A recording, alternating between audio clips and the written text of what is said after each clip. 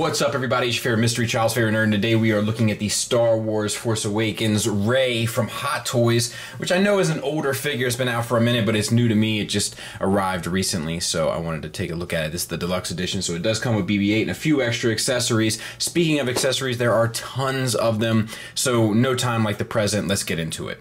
So, of course, it does come with a display stage. We've already talked about this both with Finn, the Han, and the Chewie, so we're not going to take too much time, but it's the same exact detailing as minus the words at the bottom with the metal prongs to slide up in between. And it comes with a side, like, sand accessory, and it, let's see which way. I guess it goes on like that. Yes. And it has an indentation right here, which will support BB-8 perfectly. This is all cast in this brown, and then it has a dry brush of a lighter brown, which is a good sand effect. BB-8 comes with a couple accessories, 2 antennas, one, I think this even has the slightest bit of wash on it, but I could be wrong, like a shorter one, and then a longer one, which definitely has some black accents on it, so to speak. Forgive my hands, I've been working on a diorama, of course. And then we have the thing that was holding the little bit of business that Poe gave him. Really quite well done. Like they really knock accessories out of the park. I will definitely give Hot Toys that. We have some gold accents on there, a silver finish, a light black wash, some red accents. Tremendous. And then we have this little bit of business here. Once again, the slightest black wash. It hinges here. And we have this, which is actually metal, the tip of this. You can install this piece by sliding that out, and then this in, and as you can see, it has 2 pegs. This piece next to this kind of design also pops out, and you can attach this little armature. I guess it has to go that way. The 2 antennas plug in, the short one in the front, the longer one in the back. And then it has 2 batteries that it comes with, which you can activate here, and it turns on that little blue light, which is a nice feature, but not as nice as what we're getting ready to talk about, which is this is magnetized onto the ball, and then the ball itself is weighted. So you can get some really cool poses and effects, and you can use all of the accessories at once if you so choose. It's a really nice ensemble. Rey comes with an assortment of Scavenger accessories. She comes with an extra kind of chest robe. It goes over her chest, and then in concert with this piece, which goes around her waist, which is just rolled up. This chest piece, I will say, they did a good job like stitching this and folding this fabric so that it looks more layered than what it is. It's smart, and it's also done with her stuff that she's wearing. We'll talk about that when we get there. Her head dress, which is a bit of rolled up stuff here, and then the other bit is sewed onto it, and it looks good. It's a more like I don't know, it's a rougher material, but it feels appropriate, and I do like the way that it kind of, they have it sewn up here to kind of bunch it up, and in the back to kind of bunch it up. It does make it have the illusion of more weight, which is something that I've been critical of with them. A shoulder piece. This is plastic, and then we have it washed with a black, and then this piece is painted like an olive green, and then we have some olive green details, some red details, and the buckles are painted. And all of that looks really good, and all the detail in there is sculpted. She has the backpack, which has this this canister here with a real chain. That canister's painted silver with a light black wash. This has that faux leather kind of material, which I am a fan of. I think they knocked that out of the park. The same goes with the wash for these other side canisters, except the wash is heavier, but it's not throughout. Which gives it a very worn look also, which looks good. These 2 pieces here, none of this stuff comes out. This is all locked in place. But oh no, maybe I misspoke. I don't want to break it. I have a tendency to break this stuff when I no, see, that comes out. That comes out, and we got extra wash on there. All of the handle is washed. I wonder if all this stuff comes out. This comes out as well. So that's cool. Extra little stuff. This, I imagine, does not open but I'm guessing all this stuff, yep, all this stuff does come out. That's awesome. I like little stuff like that. It just gives you a lot of options. So this is well done as well. And then lastly, we have the goggles. It has like a bungee kind of strap in the back, which will hopefully make it form around her head. We'll take a look at that here in a second. The extra pieces are all glued on, painted, washed. We have lenses in there. That's a translucent plastic. We have the main visor piece, which is sculpted and then painted and washed. So all that stuff is done really well. So then when you dress her all up, you know, you can have something that looks somewhat like this. And it does look cool with the backpack and stuff. Like, I really like the backpack, but everything goes on easy. You got to take the hand off to put the shoulder pad on. The only part that sucks is this head wrap, and mine still isn't on quite right, but I think it could kind of pass for being right. You know, I don't think I meant to say it, but I said it, so I got to own it. Dress them up. Put them in little outfits. Doll life. And then if you don't want the goggles, you can kind of take them off, and then you can take this, and this is like just, you're supposed to be able to get this down low enough to stretch it underneath her chin. There. So, you know, it works-ish. And then you can kind of hang this off, you know, so to speak. I guess the one thing I should have mentioned with the Scavenger stuff is she does come with gloved hands for that kind of display as well. For her left hand, you get a fist hand, a holding hand, and kind of a pointing hand. And for her right hand, you get a pointing hand, a holding hand, and a relaxed hand.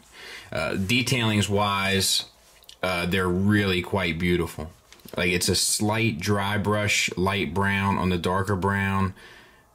And it just comes across really beautifully. Like, they knock this out of the park. I love their paint work. I love what they do with plastic. I think that they really do tremendous work. So yeah, all of them have the same exact detailings and they all work well. Then for her ungloved hands, she has the two that we've been looking at already, which is a right relaxed hand and a left holding hand. And then here we have a left fist hand, a left holding hand, a right kind of trigger hand, and then just a regular holding hand. And detailings wise, we'll look at that when we look at the figure. But those hands are for holding these weapons, which is Anakin's lightsaber. Nice silver finish, red paint, black paint added to it with the D ring, which is an actual ring. I love it.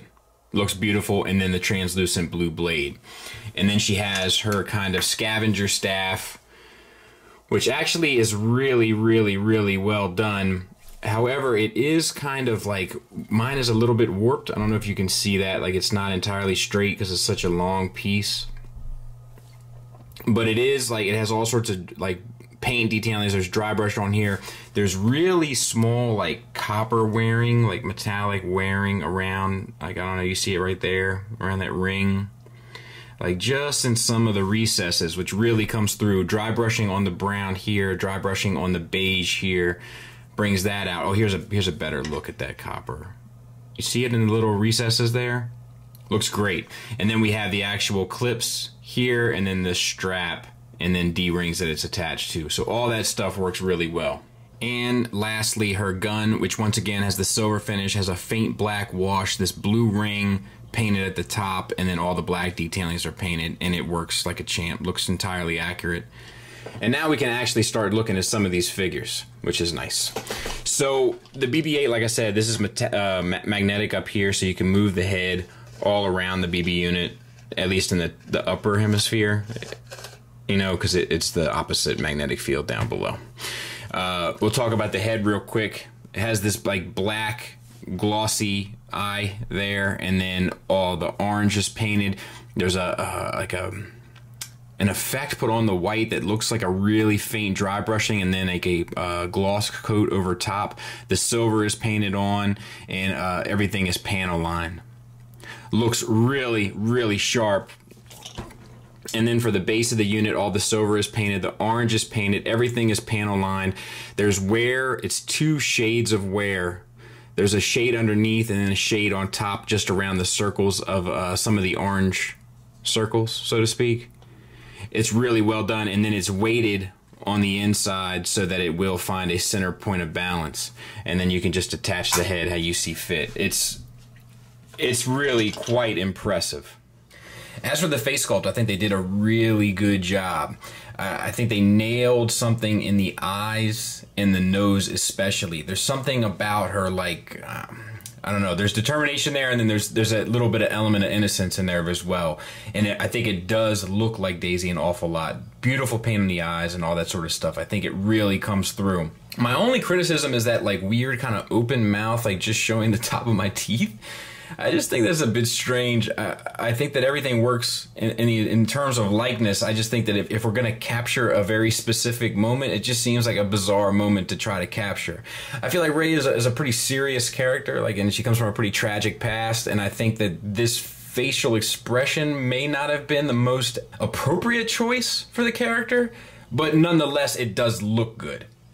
And I think that kind of detailings-wise and everything, they pretty much nailed the aesthetic of the character. There is one thing that is painfully off here, at least to me, that we will talk about once we get there, which is kind of throwing this pose off, as a matter of fact. But I think that all in all, the likeness and the kind of overall appearance of the character is pretty much nailed, almost line for line. So let's talk about the figure. The paint on the head is absolutely beautiful. Like the glossy coat on the eyes, I love that. The paint around the eyes, there's a little bit of irritation around them, like just the slightest bit. It has that like speckled paint effect added to the skin tone to give it a little bit of sense of reality. It has the gloss on the lips. The lips are painted well themselves. The ears are painted and are a little bit more like in the reddish tone of the skin tones, which I think is a great choice. The hair is more of a flat color paint, but I think it works really well. Maybe I would have liked a bit more highlights in there, but overall I don't have any huge complaints in regards to it. Now let's talk about her. So the head to the neck is on a double ball peg, which gets you up to there, down to there, which isn't much, and then the swivel. But there is another peg from the neck into the chest, which is hidden under the flesh tones, so she can look all the way down to there. It does bend it up a little bit. You got to be careful, and then up to there and to the sides. So that is cool. Also be mindful of these little wisps of hair that are coming down. Like when I was taking the scavenger stuff on and off, like they were getting jammed up, and I could just see, you know, some damage happening to them if you weren't being extra careful. All right, moving down the figure, we do have a diaphragm joint, which is a single ball joint at the top of the figure with a pretty decent range, and then another single from the pelvis into the torso. So you can get the character pretty far across on both sides, over a good bit, back and forward. So that all works well. This material here, like I've already mentioned, that they use for the wrap, it is a single wrap. So it starts here, comes up, down, loops around, and then comes back over. I lost it. But it is a single piece, which is the way it should be. And because of the way that it's like cinched, it does have that probably looked really bad. I was just trying to get this fold back in. It does have that look of weight to it. That's been a criticism of these Hot Toys for me, is the illusion of weight to the material. And I think they kind of nailed it with this one a little bit more than I've seen with the others. I think they did a good job here, and it's because of the way the fabric looks. It's not that the fabric itself is any heavier, but the way that they did this like wrinkled bit here, it gives it the illusion of weight, which I'm okay with. And then the underpiece is just more of a stretchy kind of sweater, I guess. The shoulders is a disc hinge into a ball joint into the torso, which gets you a bit of a butterfly forward and back. Actually, a fair bit back. Actually, a fair bit forward too. And then out to here. And that all works really well. There actually is a bicep swivel. And then there's a double jointed elbow. At least it feels double jointed. I can't really tell. It does destroy the sculpt a good bit, though. It's not the best in that regard, but to 90, I don't think it'll bother you. And then the wrists are the standard wrists. They swivel, and there is a disc hinge So that all works. And then the leather piece here is the same type of leather, except it is plastic, but it's painted the same is what I mean. It has this dry brush effect on it. It looks worn, it looks withered, it looks good. Articulation is the same for the other side. Her belt is done the same way as the wrists. It's a softer plastic and it works quite well. And it has this, you know, her little purse on there. And then it has the clasp, which is painted silver and then dry brushed. And then it has the gold buckles. And it has this like old looking kind of material that they used here, which does lack that weight, you know. And then as a result, the belt doesn't have the weight. Like everything should be looking like it's pulling down, and it really doesn't in that regard. For the hips, I'm guessing they're T-jointed ball joints, but you get a crazy range. Pretty much, I say the full Van Damme. Almost the full Monty. Thigh swivel is built around that. And then you have a double jointed knee, which gets you the full range. But I do feel like, and you guys feel free to correct me if you don't see what I'm seeing. But I do feel like the knee is a little bit low. Like I feel like the thighs are a bit long. Like this part is too short and it's throwing the proportions off for me. Like all of this is thigh and I just feel like it's a bit disproportionate. And that's my major complaint here. The pants themselves are, you know, they have this elastic bit down here at the bottom and it kind of pushes the pants up, which once again gives that illusion of weight with all the wrinkles and stuff. So that actually works really well. And then for the ankles, they're a double ball peg. But the problem with these is there's no wiggle room in these boots. So you get zero rocker. You get basically no tilt, just the slightest bit. But the boots themselves are painted nicely with that dark brown, dry brush with a lighter brown, and then we have the softer, you know, sand type color at the bottom. So it's really good, but there are just a couple things that I kind of find irritating, more so than complaints. Like I don't know if they're real proper complaints as much as they are like just slight irritations. And then there she is from the back. But yeah, I think this one's one of my favorites, I would say, of the ones that I've gotten so far. It's pretty well done. Size comparison wise, there she is next to Finn, and I feel like she does look a little small next to Finn. I gotta watch the movie again. I feel like she's looking very small next to Finn right now. It doesn't necessarily bother me, but if I'm speaking about it critically, it's not how I imagine them in my mind. I feel like Finn is looking very buff right now. Maybe a little bit too buff. And there she is with Han and Chewie, and if you know me, you know that makes me feel good. I've kind of come to terms with the idea that that's probably not going to happen, but if you know me, you know it sets off all the right bells for me.